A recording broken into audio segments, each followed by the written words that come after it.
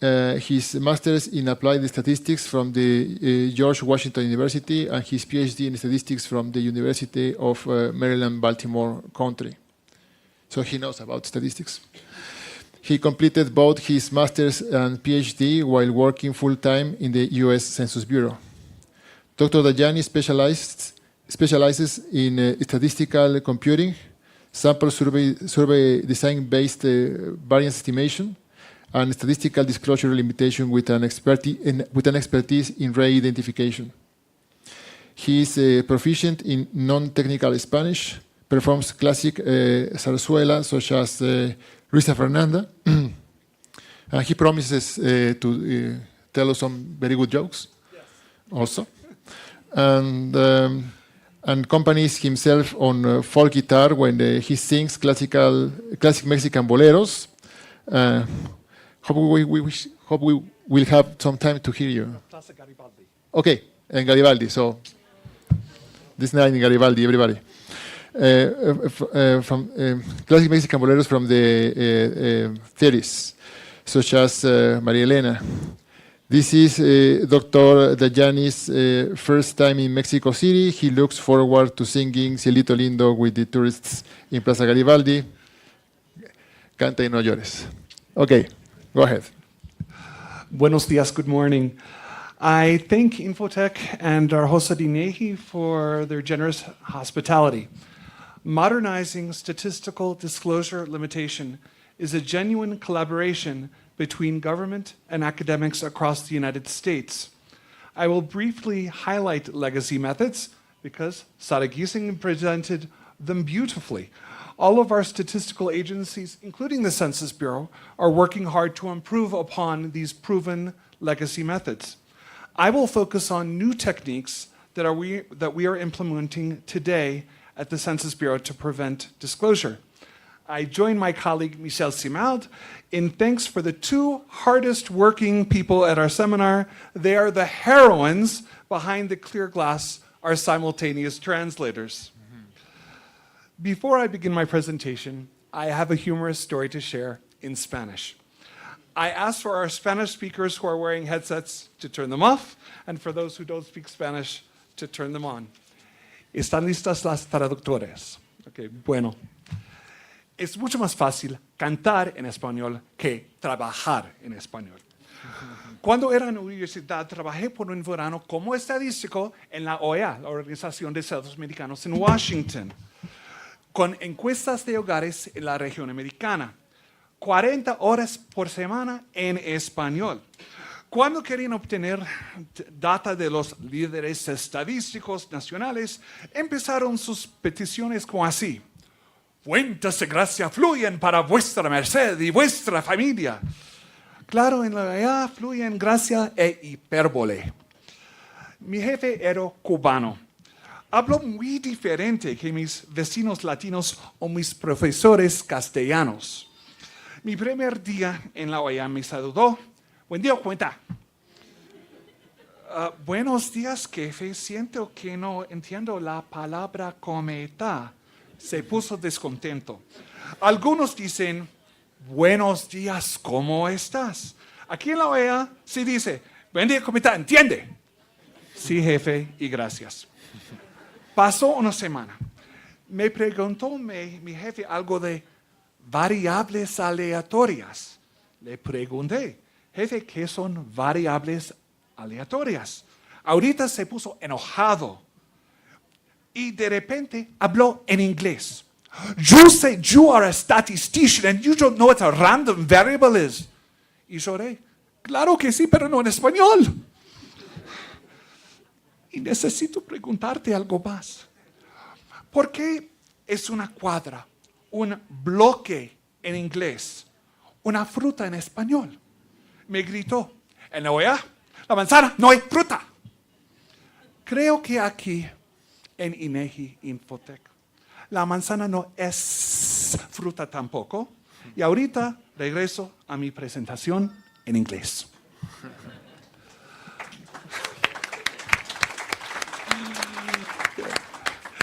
Here's what I would like you to take away from today's presentation.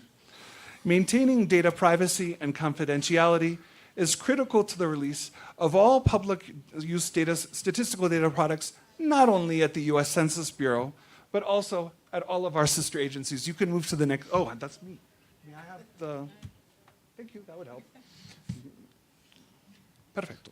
Okay, at the US Census Bureau, the potential for database reconstruction has led the Census Bureau to conduct research that may lead to implementing formally private releases for all of our public use statistical data products.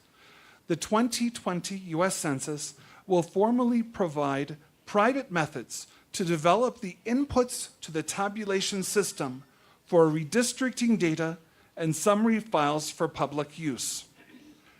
Differentially private methods will fundamentally change how the Census Bureau produces public use statistical data products.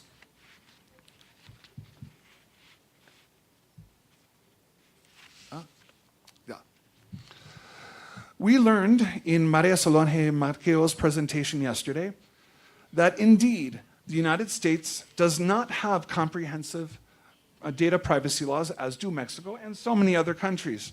Here is the reason why.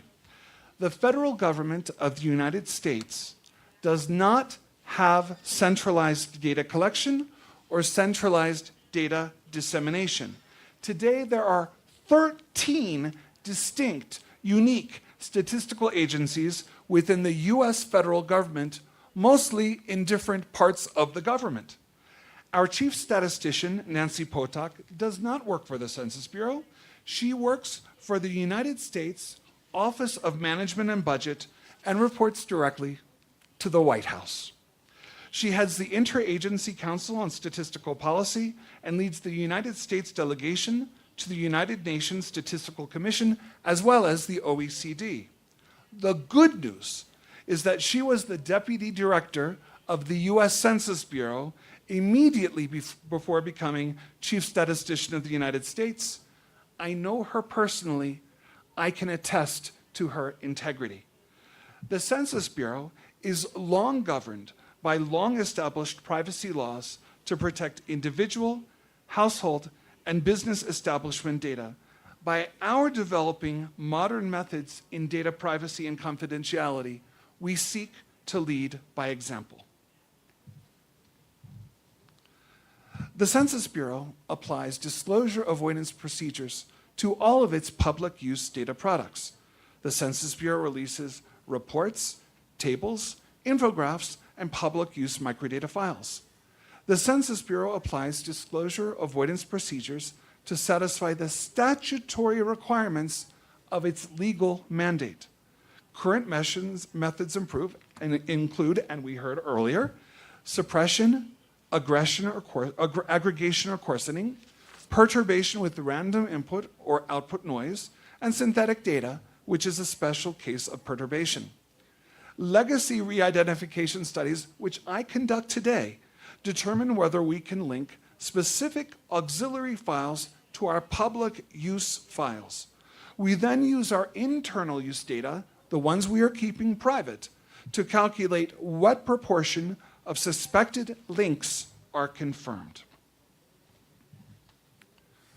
There are considerable problems with current statistical disclosure limitation methods. They are ad hoc, not based on a principled measure of global disclosure risk. Some parameters, such as swapping rate or amount of noise, are not revealed. We also do not reveal performance of our disclosure avoidance methods, such as conditional re-identification rates. This prevents researchers from properly compensating for disclosure protection methods when conducting estimation and inference. As we learned yesterday in the presentation by Emmanuel Letouze, it is important for us to share our algorithms, as our stakeholders now are honestly much smarter than they were only 10 years ago. Privacy loss may be incremental because data releases must be considered in context of data already released. With the information environment changing much faster than before, and big data getting even bigger in our information era, it may no longer be reasonable to assert that a product is empirically safe given best practice traditional disclosure limitation methods prior to its release.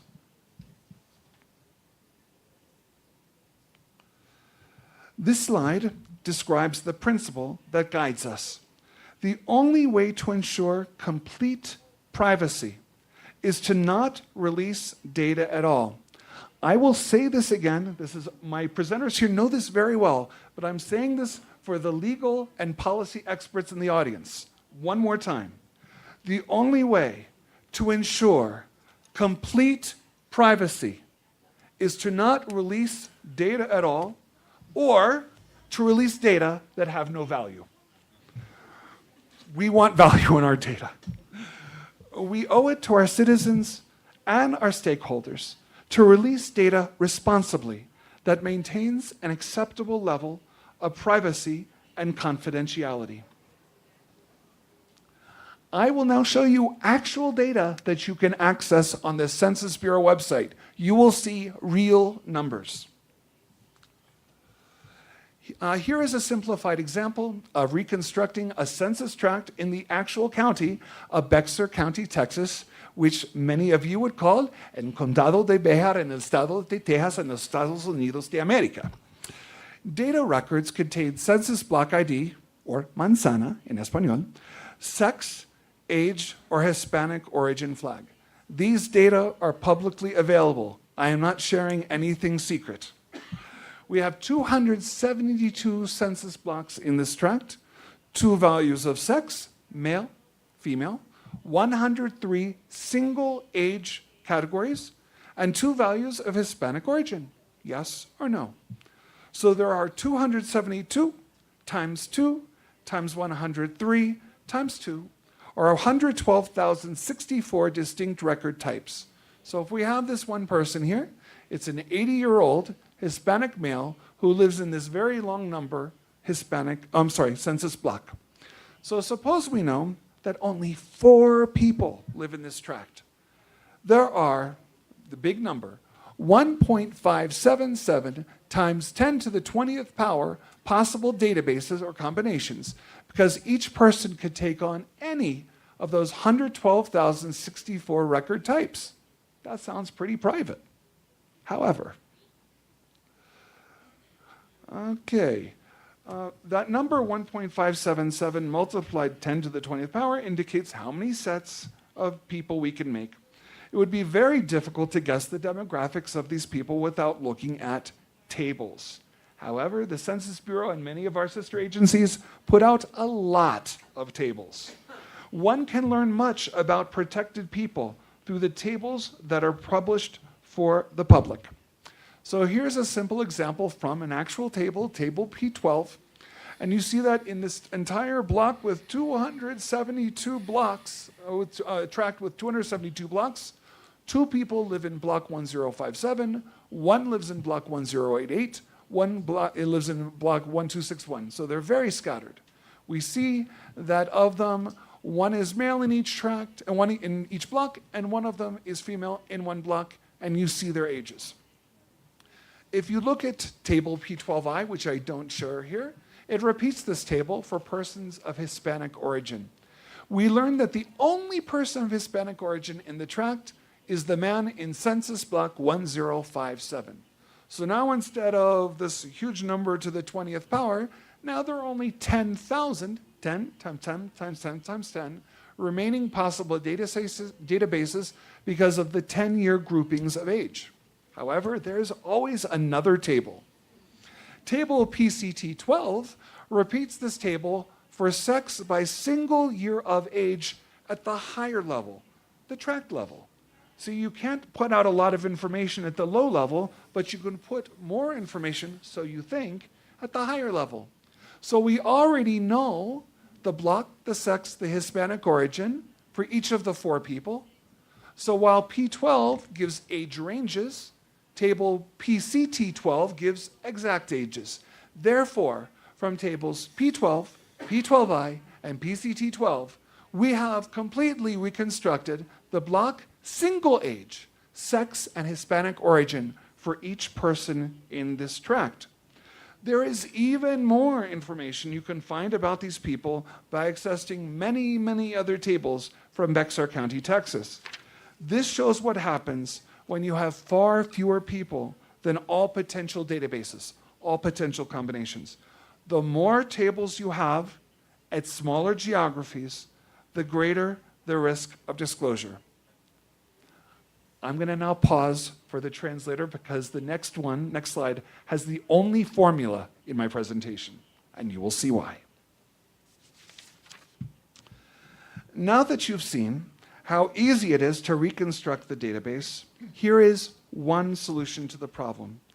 Many of the following slides concern the theory and philosophy behind formal and differential privacy. Traditional statistical disclosure limitation techniques are based on a variety of manipulations of the data to be published. We believe that these manipulations should create privacy, but we don't really know because we do not have a mathematically rigorous definition of the privacy that we're attempting to protect. If you remember yesterday, there was a panel where someone asked, how do you define privacy? And all of the definitions were legal, statutory, and we are looking to define mathematically rigorous definitions of privacy. Modern formal privacy starts with a definition of privacy, then develops a number of techniques that implement that definition. The challenge here is to have results that are still relevant and useful for downstream data users. The one parameter that matters is epsilon. And this epsilon in this big formula over there, where it's the exponential of epsilon.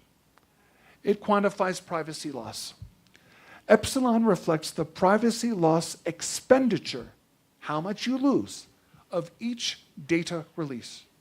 It shows how the statistical disclosure limitation technology constrains the aggregate risks of partial database reconstruction given all possible statistics. Differential privacy replaces empirical assessment with designed protection. Differentially private mechanisms are robust to background knowledge of the data. They allow for post-processing edits because they happen in advance. For differential privacy, and I want the legal and policy scholars to hear this, this guarantee is made over all future attackers when big data get bigger in this information age. Okay. The 2020 disclosure avoidance system for the 2020 census will rely on formally private output noise infusion. Formal privacy is a collection of methods that have mathematically proven privacy guarantees. Differential privacy is the gold standard of formal privacy methods. Scenarios presented to senior policymakers will help them determine the trade-off between accuracy and privacy loss. This is how we are implementing modern privacy at the Census Bureau. With 100% accuracy, we have no privacy. With 100% privacy, we have no accuracy. We seek to develop the best methods to obtain the highest accuracy for the least privacy loss. For implementation of formal privacy in the 2020 US Census in particular, the advantages are that the privacy methods are composable. You can combine them and know how it will affect the privacy loss trade-off. They are robust to post-processing, are provable and tunable, protect against database reconstruction attacks, and are easy to understand. The disadvantages. The entire country, and the United States is a big country, must be processed at once, all at the same time, for best accuracy, and every use of privacy data must be tallied in the privacy loss trade-off. To get the privacy level that we want, we have to add a lot of noise that we heard about in earlier presentations. We have to find the sweet spot so that we balance privacy and accuracy, and that is difficult under any method. The US Census Bureau decided that the trade-off between privacy and accuracy should not be made by the methodologists. Instead, it should be made by the senior policymakers who will report our findings to our national government and for the general public. This means that our policymakers, too, need to understand formal and differential privacy. We have learned that educational tools are necessary and important to explain modern privacy to a wide audience. These are tools developed at the US Census Bureau and will be released to our public website soon. These tools explain both noise infusion and how the privacy loss trade-off impacts the accuracy of the data that are infused with noise. So with artificial data, you can change that trade-off and see how the accuracy changes and how the privacy changes. And if you contact me, I will let you know when those tools are available, just like these, that you can access from our public website, www.census.gov. Differential private methods will have a profound impact on how the Census Bureau releases statistical data products to the public. Differentially private data protect against all future attacks and will likely eliminate the need to conduct re-identification studies, which is sad for me because that's what I specialize in. This transition involves retooling of methods for our career methodologists, including me. That means I need to very quickly move away from SAS, Stata, and SPSS and R, and I need to move to Python, Spark, and Scala. I know all of you understand what I'm talking about. These are much more contemporary computing languages for doing statistical analysis.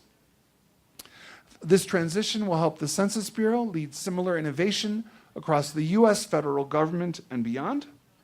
Here are some references that I recommend. I understand that all of our transparencies will be uploaded to the internet next week, so you can get that. You don't have to write them down, they're here. And in gratitude for the diversity and inclusion that we see, I say in the many languages for our conference, starting with Korean, 감사합니다, bedankt, merci, dankeschön, thank you, and muchas gracias.